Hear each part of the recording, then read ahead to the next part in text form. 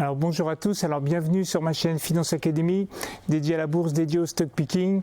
Alors dans cette vidéo, je vais vous partager mes connaissances que j'ai sur la société qui s'appelle Pressia Mollen, qui est un leader dans le top 5 mondial de son secteur d'activité qui est le système de pesage industriel. Donc cette vidéo va évoquer la stratégie, va évoquer les perspectives, va évoquer la croissance, on va évoquer pourquoi le cours de bourse a fait à peu près x30 en 20 ans, c'est-à-dire une composition à peu près de 18% par an sans compter les dividendes. Voilà, je vous partage tout ça derrière le PC. Je vous dis donc à tout de suite.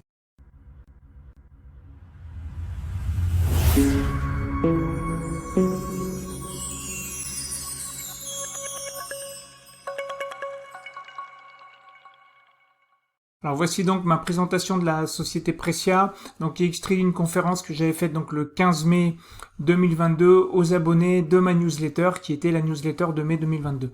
Alors si ça vous intéresse d'avoir ce genre de newsletter, vous pouvez vous abonner dans la barre de description, c'est entièrement gratuit.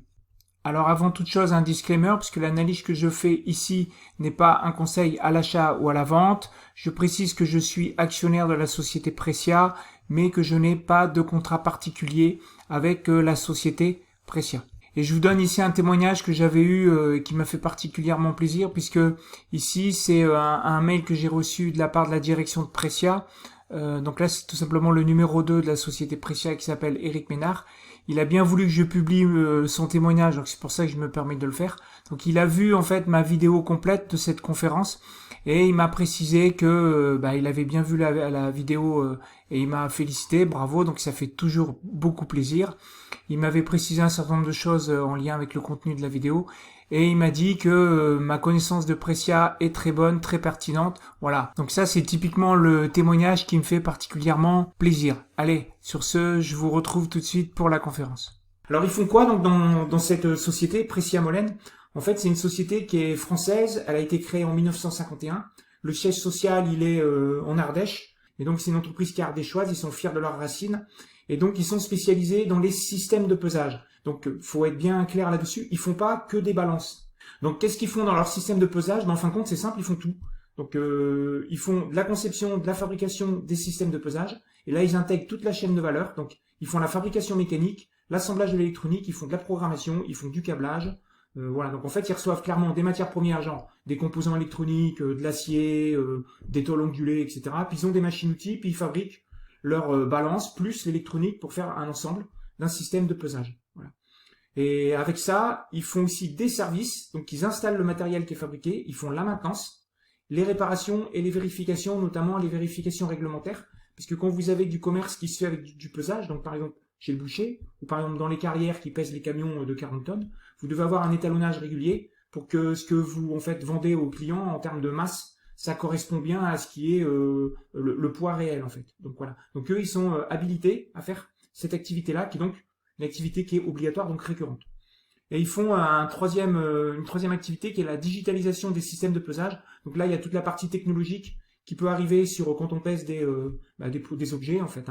Ça permet de faire des opérations complexes, notamment gestion de flux de camions, entrée-sortie. Ils peuvent faire des moyennes sur les flux. Enfin bref, il y a aussi sur les chaînes de production quand vous avez par exemple dans la pharmacie ou donc dans les chimistes qui fabriquent des composants pour les pharmacies, ils peuvent peser les fioles, voir le poids moyen de 1000 fioles, combien c'est, etc. Est-ce que les machines sont bien réglées? Voilà. Donc ils font tout ça et ils intègrent tout de A à Z puisque leur matière première c'est leur savoir-faire.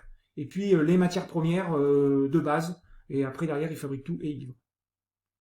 Donc quelques chiffres clés, donc 150 millions de chiffre d'affaires en 2021, plus de 1300 employés, ils sont présents dans plus de 100 pays, ils ont 21 filiales, ils ont 12 usines dans le monde, ce qui représente en tout plus de 30 000 mètres carrés d'ateliers, et ils ont 18 certifications, alors toutes les certifications que je vous dis pour faire de la métrologie, tout ce qui est réglage des balances, mais ils ont aussi des certifications pour travailler dans des milieux un peu compliqués, donc ce qui s'appelle les milieux ATEX, c'est-à-dire atmosphère explosive, ou ce qui s'appelle aussi pour travailler sur rayonnement ionisant, donc notamment dans le nucléaire. Donc voilà, donc ils sont capables de faire toutes ces choses-là. Et donc en termes de clients, ils ont qui? Donc c'est une société qui a cette chance-là, je dirais, c'est qu'elle adresse en fait quasiment tous les secteurs d'activité. Ils font de la logistique, de l'agro-industrie, ils font de l'industrie manufacturielle, de l'environnement, de la pétrochimie, du commerce, de la chimie pharmacosmétique, de l'énergie, de l'agroalimentaire, et des industries extractives. Et donc ce qui fait qu'en termes de clients, on va dire Donc en gros, ici vous avez une idée du nombre de clients qu'ils ont, sachant qu'ils ont énormément de clients et c'est très atomisé parce que leurs plus gros clients, ils pèsent que 3% de leur chiffre d'affaires. Vu qu'ils font du sur-mesure, ils sont capables de couvrir aussi bien, je dirais, des bascules comme vous avez pu avoir pour l'industrie, où ils sont capables de mettre ça sur des systèmes mobiles de pesage. Ils sont capables de mettre ça aussi, voilà, les systèmes pour les légumes, c'est là. Ouais. Ils sont capables de faire des systèmes de pesage embarqués, de faire des affichages sur des tablettes de technologie moderne. Ils sont capables, donc là on va dire c'est des petits objets, ils sont capables de peser plusieurs tonnes, plusieurs dizaines de tonnes. Donc voilà, ils sont capables de peser aussi bien en dynamique, aussi bien, donc là par exemple en continu, aussi bien en statique. Voilà. Et ils ont fait aussi du sur-mesure sur des parcs aquatiques pour peser des orques ou des baleines aux États-Unis. Donc voilà, donc Precia, ils sont capables de faire du sur-mesure en fait. C'est comme ça qu'ils ont réussi à prendre des parts de marché. Ils sont pas spécialisés sur le pesage de précision hyper précis, typiquement la chimie ou les labos qui pèsent au nanogramme. Donc eux, ils font pas ça, ils sont plutôt généralistes et ils sont capables de faire du sur-mesure. Donc côté implantation, vous avez le réseau en France qui a été construit donc depuis les années 50. Donc ils sont leaders en France. En France, ils sont leaders. Donc le numéro 1 en système de pesage, c'est eux. Donc ils ont complètement, je dirais, quadrillé en fait la région française. Donc ça, c'est tous les sites en fait commerciaux. Et puis vous avez aussi les organisations des points de vente par antenne, par région en fait. Donc voilà. Et puis dans le monde, voilà, ça se traduit par ça. Donc dans le monde, là où il y a des petites usines, c'est là où il y a des usines. Et puis donc en gros, voilà, donc il y a une partie qui s'appelle France, il y a une partie qui s'appelle Europe, il y a une partie qui s'appelle hors Europe. Donc hors Europe, c'est la partie ici Amérique du Sud. Vous avez la partie ici États-Unis, vous avez la partie Australie qui marche pas très bien. Vous avez la partie, on va dire Eurasie, Asie. Côté organisation, donc, faut bien comprendre, c'est organisé comme ça, notamment dans les comptes, parce que dans les comptes, c'est pas facile de s'y retrouver, notamment sur les filiales. Alors, je m'explique. Donc, dans les comptes, vous avez la partie France qui est bien coupée en deux. Il y a la partie qui s'appelle Precia SA qui fait la fabrication. Donc, eux, ils fabriquent, donc, à Privas en Ardèche. Et vous avez la partie Precia Molène Service. Eux, ils font l'installation du matériel qui est fabriqué, ils font l'entretien du matériel qui est donc chez le client, ils font la maintenance du matériel qui est chez le client, et ils font la réparation et la vérification périodique chez le client. Donc vous avez forcément ici quelque chose qui est avec, je dirais, plus de capex en termes de productivité, il faut beaucoup plus de capitaux pour fabriquer, il faut des machines-outils, etc. Là, on est sur du service, donc il faut plus de gens, en fait, du savoir-faire, des compétences, et là, ça fait des marges plus fortes. Donc vous avez des marges qui sont quasiment 2 à 3 fois plus fortes dans le service que dans la fabrication. Voilà. Donc ça, c'est les deux parties qui permettent en fait de couvrir toute la France. Après, vous avez une partie logicielle qui est en train de se créer, puis ils ont dit qu'ils allaient mettre la tête de pont par Creative IT. Donc Creative IT, c'est une société qu'ils ont achetée il y a 1 an, là, qui est une société qui est à Lyon. Ils ont saisi une opportunité où malheureusement, il y a un des 2 fondateurs qui était jeune mais qui est décédé. Donc c'est comme ça que Precia Molène a racheté Creative IT l'année dernière. Donc ils vont faire, donc eux, ils font du logiciel. Donc l'idée en intégration de valeur, c'est on fabrique, on va dire, des balances. On vous fait le service, maintenance, réglementaire, c'est en panne, on arrive, etc. Et on vous met des logiciels pour faire tout ce que vous voulez sur du reporting dans le cloud, sur pouvoir moderniser les synoptiques, automatiser les choses, etc. Donc voilà. Donc ça, c'est la partie qui est encore, je dirais, naissante. Hein. Voilà. Et par contre, ils ont des filiales à l'étranger où il y a tout qui est mélangé. Donc quand on a les résultats des filiales, ils mélangent tout. Dans chaque filiale, ils n'ont pas séparé la partie service et la partie fabrication dans les comptes. Okay, donc ça, faut bien comprendre, parce que sinon, vous vous retrouvez avec des filiales qui marchent beaucoup plus que, par exemple, Precia SA, mais c'est normal, Precia SA, ils font de la fabrication. Donc la marge, elle est plutôt faible. Je dirais même qu'ils font exprès de pas vendre trop cher ici. Pour une fois que le client, il a acheté leur produit, quelque part, il est captif pour avoir de la récurrence sur, on va vous faire l'étalonnage, il y a une panne, on arrive. Voilà, donc ils sont plutôt, on va dire, le pied dans la porte, c'est on vend ça. Et une fois qu'on est chez vous, après, on vous vend les trucs en plus, pour qu'ils font du service et de la marge en plus. Voilà. Dans les filiales, tout est agrégé dans les comptes. Donc on peut pas tellement bien distinguer quoi. Voilà. Donc puis dans les filiales, les régions sont gérées par tête de pont, hein, stratégie nénuphar classique. La répartition du capital, donc c'est contrôlé entièrement par la famille, par les droits de vote. Voilà. Donc c'est une famille Echaraville, qui est le nom de l'arrière-grand-père fondateur il y a vraiment longtemps, parce que ça a été l'entreprise a été créée en 1951, mais la première fabrication de balances, elle était même du siècle d'avant. Donc côté histoire, bon, je vais aller assez vite. Comme je l'ai dit, c'est une boîte qui a été créée en 1887. C'était le tout début de l'installation des balances, en fait, hein, créée par donc le grand-père. Ça a été créé en 1951. Donc là, ils ont monté la société anonyme. Puis ça a été coté à la bourse régionale de... Ouais, les logiciels, hein, je vais répondre tout de suite. En fait, ils en ont un qui est phare, qui s'appelle Qubes. Donc Qubes. Voilà, ça c'est leur produit phare qu'ils souhaiteraient essaimé dans le portefeuille client de... En fait, pour donner une idée, c'est que vous voyez qu'en gros, Precia Molène, ils font 150 millions de chiffre d'affaires, 150 millions d'euros de chiffre d'affaires. Ils visent 160 là sur l'année 2022.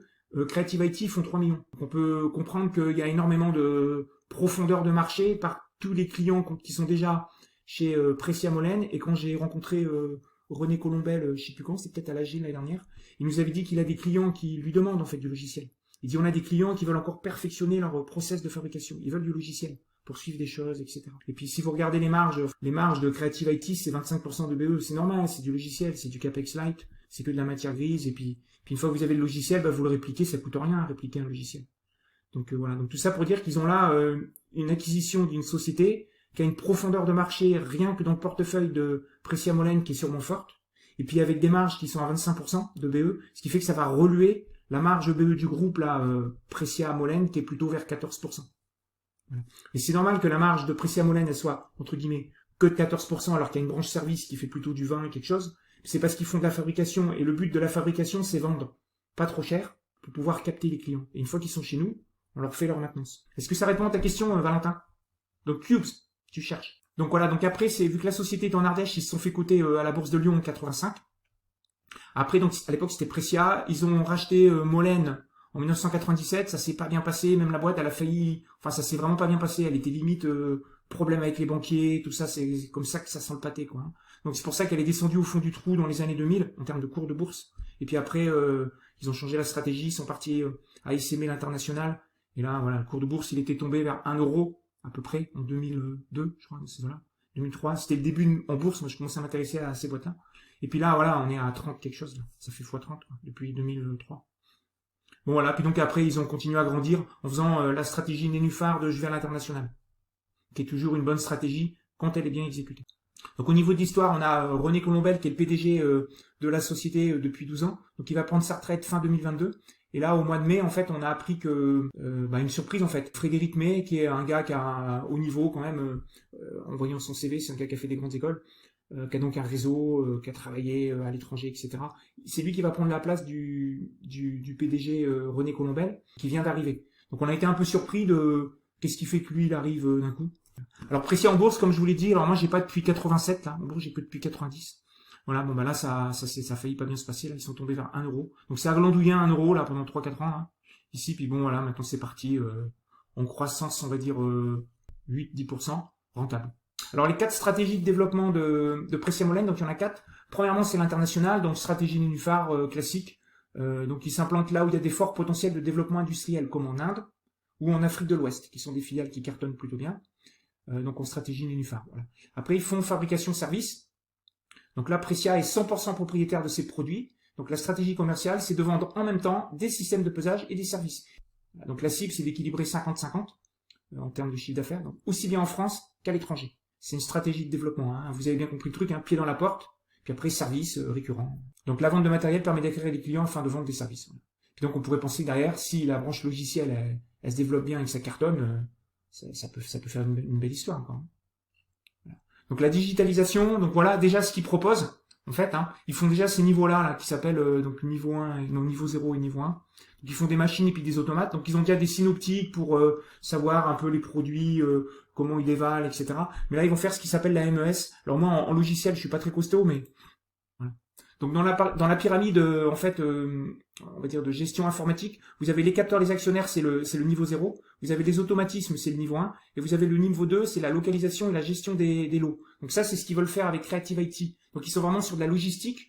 L'idée c'est marqué là, le niveau 2, la localisation des produits en stock, c'est ce qu'ils pourraient apporter aux clients, les mouvements physiques et la gestion des lots, gérés par le système de gestion d'entrepôt. Voilà, puis ils pourraient aller jusqu'à, c'est ce qu'ils font déjà, ils font déjà de l'exploitation dans le SaaS. Ils peuvent mettre des données du synoptique dans le SaaS, donc voilà, ils font du monitoring, ouais, c'est ça. Okay. Et donc le dernier pilier de développement de Precia, évidemment, c'est la R&D, parce que vu qu'ils font de l'innovation et vu qu'ils font du sur-mesure, tous les ans en fait, ils mettent énormément de cash dans la R&D, quoi. Ils se considèrent et ils sont une entreprise innovante. Le niveau de la R&D, donc à peu près, c'est toujours, on va dire, entre 2 et 3% du chiffre d'affaires. Et là, il faut prendre le chiffre d'affaires en pourcentage de Precia qui fait de la fabrication. Parce que le chiffre d'affaires qui est donné, c'est le chiffre d'affaires consolidé. Après, il est détaillé, ici, puis par filiale. Ça n'existe pas encore. Et ça, c'est la fabrication. Donc, on fait de la R&D dans de la fabrication. On fait pas de la R&D dans du service. Alors après, si on regarde les concurrents, donc les concurrents, il y en a un qui est très très loin devant, qui s'appelle Mettler Toledo, donc il est coté en fait, il est coté aux USA, donc il fait 2 milliards de chiffre d'affaires, mais lui il est plutôt sur des produits standards, il fait pas de système de pesage sur mesure, il fait du standard avec des gros volumes. Et lui, il s'adresse plutôt sur du pesage de petites masses, en fait, pour les laboratoires. Après, il n'est pas pure player, il fait pas que ça.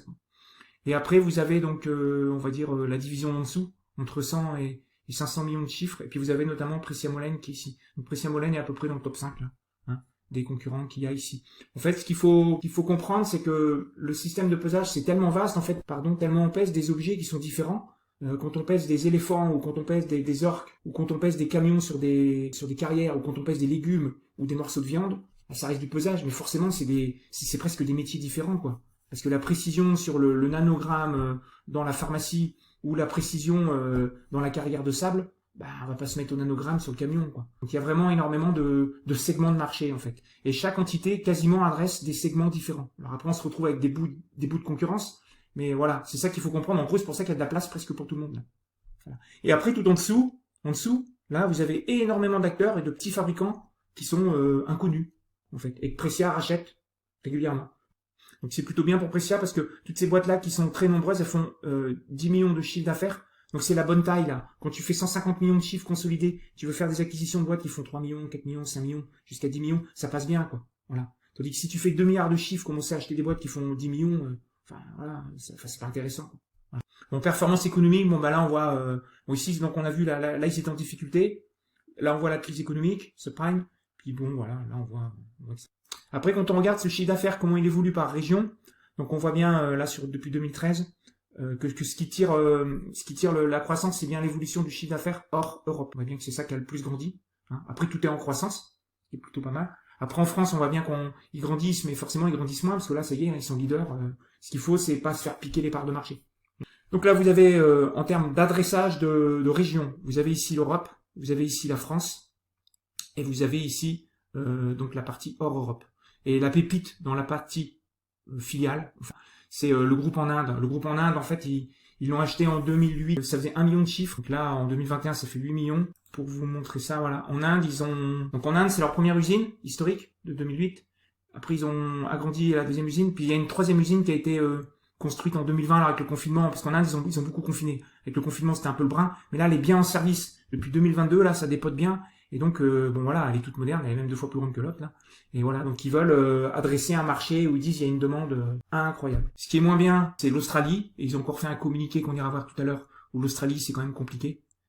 Ça fait partie du lot de l'essaimage. Quand tu essaimes énormément d'entités comme ça, des fois, tu as des entités qui ont du mal à... Voilà la marge d'EBITDA consolidée du groupe. Donc on voit qu'ils ont travaillé...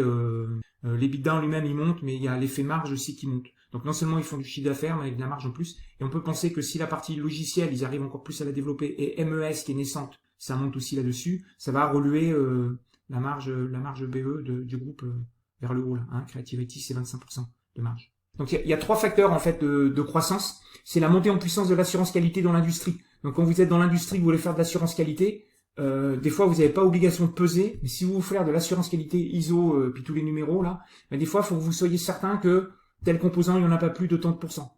Tel composant, un minimum, il y a tant de pourcents. Donc ça veut dire qu'il faut peser. Donc ça pousse les industriels à peser. Donc ça, c'est plutôt bien parce qu'on peut penser que le monde de 2030, il sera encore plus normatif que le monde là de 2022. Cumulé aussi avec la volonté des industriels d'optimiser le process de fabrication pour optimiser les ingrédients qu'ils mélangent. Quand vous avez des industries agroalimentaires qui mélangent des produits entre eux, c'est quand même bien de savoir que le produit qui coûte par exemple cher, on l'optimise bien, quoi. Quand on dit qu'il y a 15%, on n'en met pas 16, et puis des fois 17, quoi. Après, il y a la croissance du groupe qui est aussi adossée à la croissance mondiale de l'industrie. Donc quand vous avez une industrie qui monte en Inde, etc., ils profitent de la croissance mondiale. Le pendant de ça, c'est quand il y a une récession, ils sont adossés à la récession aussi, en fait. Et puis le troisième vecteur de croissance, c'est la partie logicielle qui va ajouter donc du chiffre d'affaires en plus, et puis avec des marges plus. Le truc qui est bien là-dedans, c'est qu'il y a de la récurrence, puisque les services qui portent sur l'installation, la maintenance, notamment réglementaire, pour la vérification métrologique, c'est récurrent à peu près à 80%. Et puis la partie logicielle, elle est aussi très récurrente, puisque Creative IT aussi a une récurrence de 80%. Les barrières à l'entrée, donc vous avez un marché qui est très réglementé, et Pressia possède 18 certifications en qualité qui lui permettent d'opérer dans tous les secteurs, avec toutes les normes ISO, métrologie, talonnage, ambiance à risque, j'en ai parlé, les ambiances ATEX ou nucléaires. Et puis son maillage en France lui assure une excellente proximité client, d'où le fait d'être leader en France. Alors impact inflation, pénurie, perspective 2022, donc le carnet de commandes il est au plus haut. Donc ça c'est bien parce que ça veut dire que c'est du chiffre d'affaires qui est dans la tête des clients. Mais le groupe il est exposé à la hausse des matières premières, notamment l'acier, mais aussi à la pénurie d'éventuels composants électroniques. Donc les objectifs du groupe 2022 ont donc été abaissés, on ira voir ça tout à l'heure. Alors côté matrice, à force, faiblesse, opportunité, menace. Donc en force, bon là on a vraiment la stratégie du propriétaire, hein, donc un bouquin que moi je vous recommande de lire, de regarder. Il y a vraiment une vision long terme. Pérennité de l'entreprise avant tout, quitte à ce que la performance court terme soit mise à mal. Ce qu'on veut, c'est pas couler. Importance au capital humain, on fait attention à nos gens, parce que quand il y a des crises, si les gens on les a gardés, on a l'expérience des crises passées pour pouvoir mieux gérer la crise. Voilà. Donc gestion familiale, on est en Ardèche, un sou c'est un sou, donc voilà, très bien.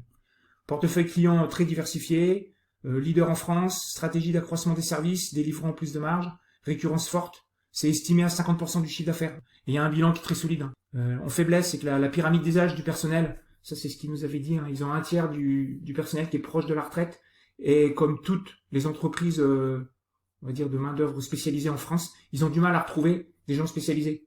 Certaines filiales n'ont pas encore la taille critique, et puis ils ne sont pas rentables. Voilà. Alors en opportunité, il y a la digitalisation qui peut monter d'un step, il y a le développement à l'international avec une profondeur de marché qui est probablement énorme, et en menace, vous avez l'inflation, matières premières, récession, perte d'agrément sur certaines activités. Après en valorisation en bourse, donc c'est une boîte qui a toujours, depuis 10 ans, là, je vais vous montrer le graphe que j'ai fait, qui a toujours été sur des valorisations, on va dire, plutôt généreuses ou bien appréciées par le marché, en vue de la qualité, en vue de la récurrence, en vue de la gestion, en vue de tout ce que je vous ai dit. C'est une boîte qui est plutôt bien aimée par le marché. Hein. Donc avec un cours à 33 €, ça fait une valo de 190 millions. Donc là on est redescendu un peu, je crois, 30, peut-être ça remonté là, 32. Donc c'est bien qu'actuellement, pour moi, elle me semble bien valorisée. Hein. Et en plus, on a les objectifs 2022 qui ont été abaissés, qui s'étaient annoncés le 7 avril. C'est confirmé dans le T1 de vendredi dernier. Face à la pénurie, donc on se retrouve avec un PER de 19, un ratio VE sur EBE à peu près de 8. Pour moi, personnellement, je renforce pas, je vends pas non plus, quoi. Alors si cette vidéo vous a plu, vous pouvez toujours vous abonner à la fois à ma chaîne YouTube si ce n'est pas déjà fait, et aussi à ce type de newsletter où tous les mois je présente gratuitement une société cotée sur Euronext. Donc le lien pour s'inscrire est dans la barre de description. Bon voilà, sur ce, prenez soin de vous et je vous dis donc à bientôt pour une prochaine vidéo. Ciao!